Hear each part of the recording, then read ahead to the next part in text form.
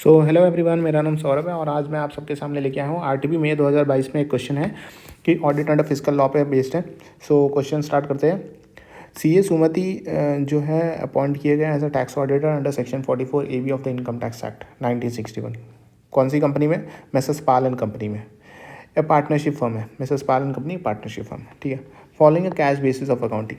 अब Mrs Pal and company एक partnership firm है जो cash basis of accounting follow करती है। अब सीए सुमति को प्रॉब्लम यह है कि सीए सुमति ने यहाँ पे क्वालिफिकेशन दिया था कि that ICDS were not followed by the entity while maintaining books of account. So जब एंटिटी जो थी बुक्स ऑफ अकाउंट मेंटेन कर रही थी तो उस एंटिटी ने आईसीडीएस फॉलो नहीं किया। सो यहाँ पे आपको बताना है कि whether qualification made by CA Sumati is correct, क्या वो करेक्ट है। एक्सप्लेन करना है, explain the provision of applicability of ICDS with reference to section 145 subsection 2 of the income tax act 1961।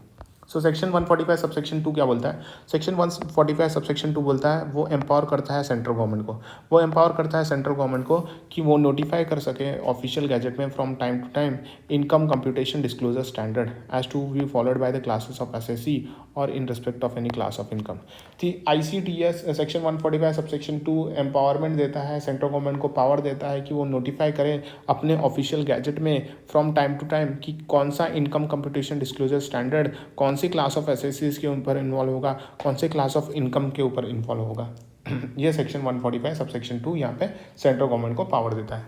Accordingly यहाँ पे क्या हो रहा है? Accordingly the central government had in exercise of the power conferred under section 145 subsection 2 notify किया गया है 10 ICDS. Central government 10 ICDS notify किया गया है जो फॉलो किया जाएगा, followed by all the assessee, सारे एसएससी उसे फॉलो करेंगे, followed by all the assessee other than the individual HUF who is not required to get his accounts और a previous year accounts of the previous year audited in accordance with the provision of section 44 AB। मतलब ये बोल रहा है कि 10 ICDS यहाँ पे central government ने इशू किया है, इशू किया जिसे हर एसएससी फॉलो करेगा, सारे एसएससी। लेकिन कौन फॉलो नहीं करेगा? ऐसा इंडिविजुअल या फिर एचयूएफ जो रिक्वायर्ड नहीं है, who is not required to get his accounts of the previous year, मतलब current year audited in accordance with provision of section 44 AB। अगर 44 AB के हिसाब से उस इंडिविजुअल या फिर एचयूएफ का ऑडिट नहीं होता है 44 AB में तो उसे आईसीडीएस फॉलो करने की ज़रूरत नहीं है। सो who are following mercantile system of accounting। so यहाँ पे जो mercantile system of accounting, mercantile system of accounting follow कर रहा है उस पर ICDS अप्लाई होगा for the purpose of computation of income chargeable to income tax under the head for the purpose of. अब ये mercantile system of accounting कब apply होगा? For the purpose of what? For the purpose of computation of income, for the purpose of what? Computation of income which is chargeable to income tax under the head, दो head में profit and gain from business and profession and income from other source. अगर profit and gain from business and profession और income from other source है और यहाँ पे क्या हो रहा है? यहाँ पे हो रहा है computation of income under income tax act, तो आपको फॉलो करना पड़ेगा mercantile system of accounting, mercantile system of accounting, ठीक है।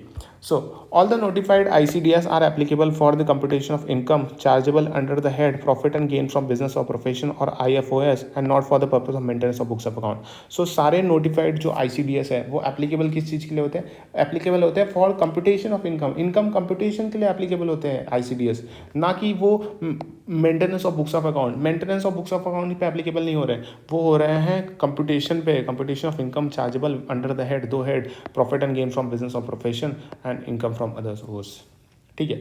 So in case of conflict, अगर कॉन्फ्लिक्ट हो रहा है, conflict between the provision of income tax act 1961 और नोटिफाइड ICDS में अगर कॉन्फ्लिक्ट हो रहा है तो यहाँ पे प्रीवेल कौन करेगा? इनकम टैक्स एक्ट यहाँ पे प्रीवेल कर जाएगा उस ICDS से। सो इन द गिवन सिचुएशन में क्या हो रहा है? सीए सुमति ने यहाँ पे क्या किया था? सीए सुमति जो टैक्स ऑडिटर है मिसेस पाल एंड कंपनी को, वो है ना मिस्टर पाल एंड कंपनी जो है एक पार्टनरशिप फर्म है जो फॉलो करती है cash basis of accounting.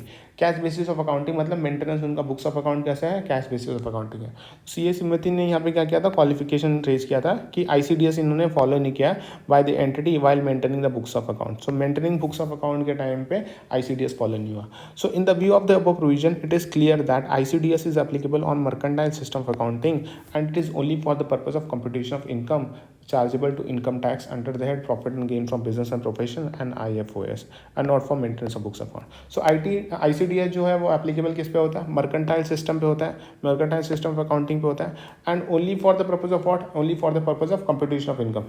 Chargeable to income tax. So ICDS applicable होता है मर्केंटाइल सिस्टम पे और ओनली फॉर कंप्यूटेशन पे एप्लीकेबल होता है। और कौन से हेड में होता है? PGPP में और IFRS। तीन condition applicable on mercantile system. दूसरा पॉइंट आता है कि कंप्यूटेशन ऑफ इनकम के ऊपर होता है फॉर द इनकम एज पर इनकम टैक्स के। और तीसरा पॉइंट आता है कि दो हेड पे जाता है PGPP और IFRS। लेकिन ये जो ICDS वो एप्लीकेबल नहीं होता for maintenance of books of account. तो maintenance of books of account अगर कैश बेसिस भी कर लिया तो कोई इशू नहीं है। So that's the qualification of made by the कौन क्वालिफिकेशन? CA सुमति ने जो क्वालिफिकेशन किया था वो करेक्ट नहीं है। इसी के साथ ये क्वेश्चन यहीं पे खत्म होता है। Thank you so much.